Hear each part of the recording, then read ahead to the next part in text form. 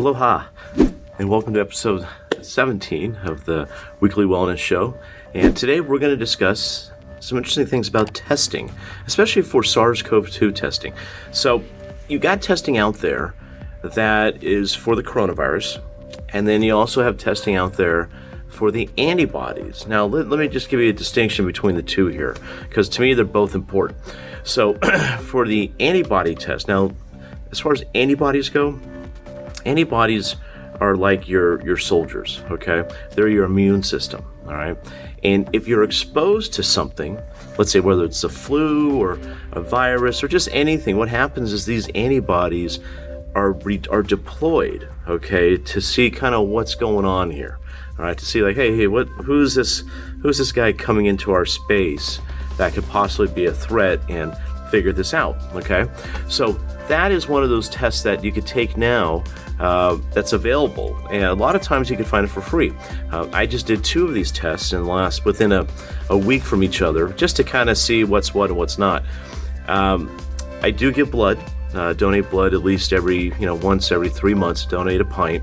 And when you go to your local blood bank, especially here in San Mateo, California, what they're doing is they're testing for the antibodies at no charge. Okay, so there you go. And then it took me about almost about a week and a half to get the results, and my results were negative. So what does that mean that you had a negative Sars COV-2 antibody test? It just means that my antibodies were not deployed from any possible exposure. Okay, so it's been, March, let's see, right now this is July 6th, okay, 2020, and we've been, on alert since middle of March, and that's basically telling me that my body has not encountered or been exposed to this coronavirus, okay, or anything similar to that. That's a good thing. Actually, I was kind of surprised, just because of everything we're reading out in the media and seeing that, chances are we've all been exposed to a certain degree. But according to my antibody test, they've never been deployed. Now, another thing I did too so that was encouraging news, okay, just so you know, that was encouraging news. The other test you can get is the test for the coronavirus. Now, we're starting to see things pop up around here, like these pop-up test centers.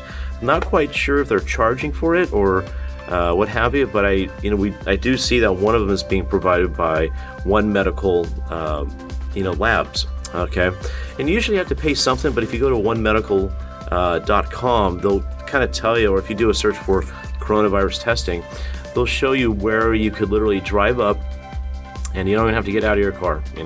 They stick kind of this Q-tip down your throat and also into your nasal passages, and they're going to get a sample. From what I understand, it's not a pleasant experience.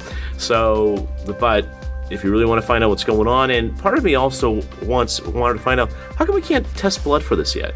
So, but being that it's respiratory, the thinking is, okay, we're going to go down the back of the, what we call the nasal pharynx, the back of the nose, or into the throat, to see if there's anything in there due to, some kind of respiratory illness, right? That's what this is, a respiratory virus that attacks the respiratory system.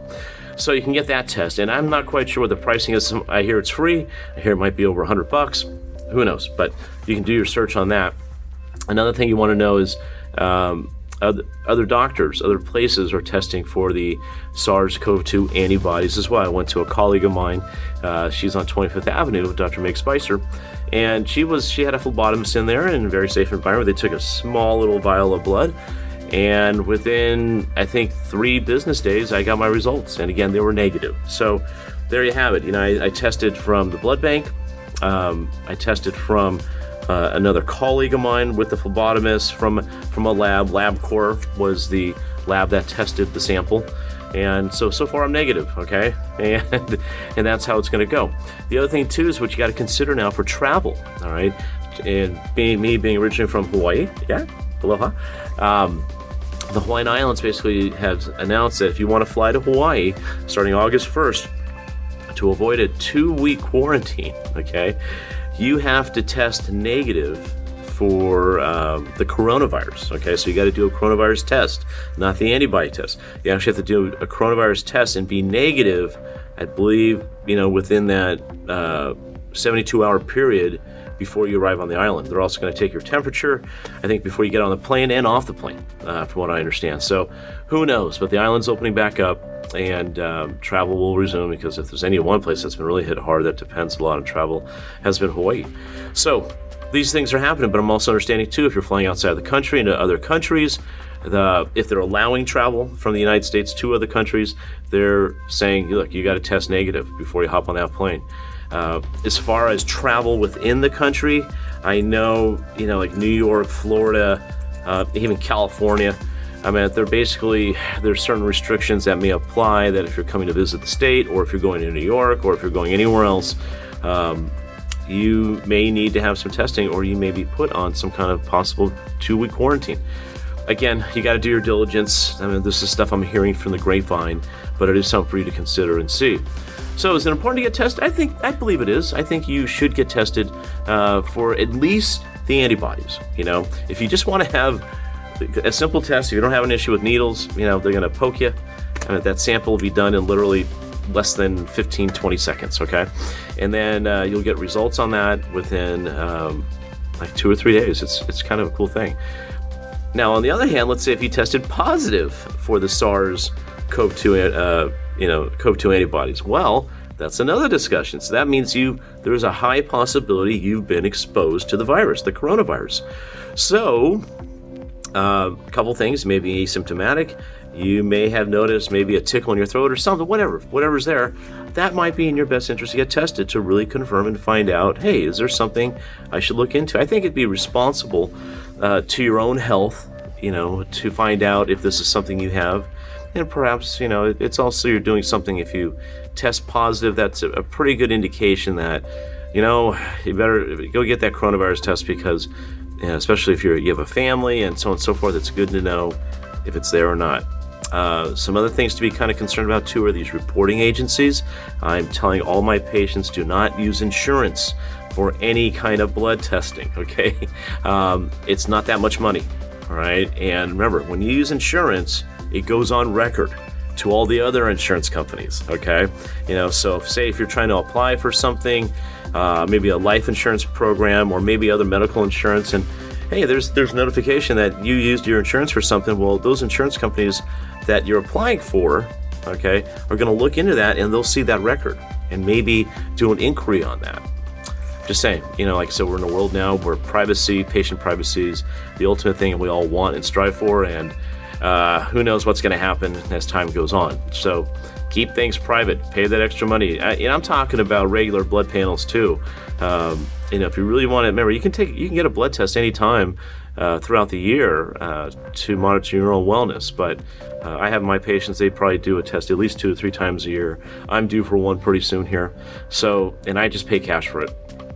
I'll use the insurance for something else. It's just, but right now, keep things in home. And also too, whenever you get a copy, any type of testing you get, make sure you have copies of it. Even if it's in a portal or something, download it, put it on your Google Drive or your iCloud or whatever it is you use.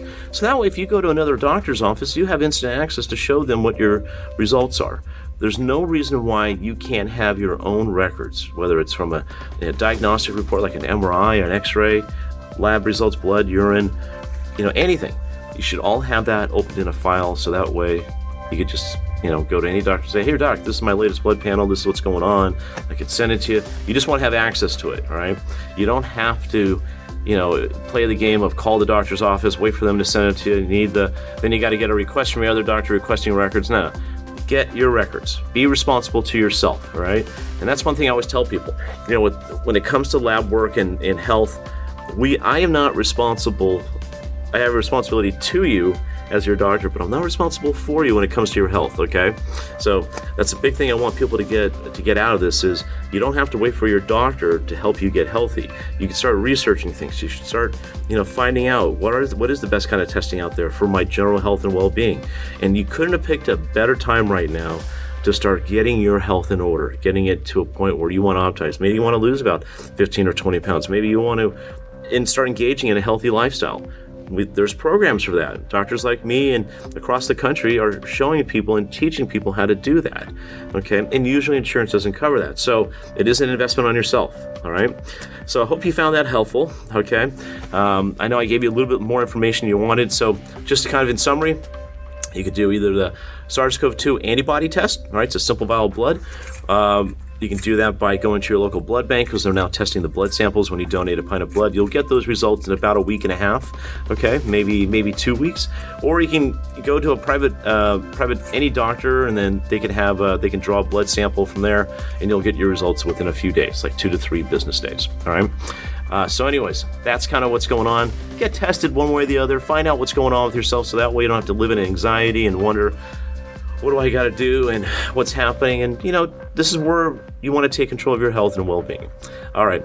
So just so I know you're all alive, hit the subscribe button. And just so we want to make sure you stay well, click the bell. All right. Aloha, mahalo, and we'll see you next week. Take care.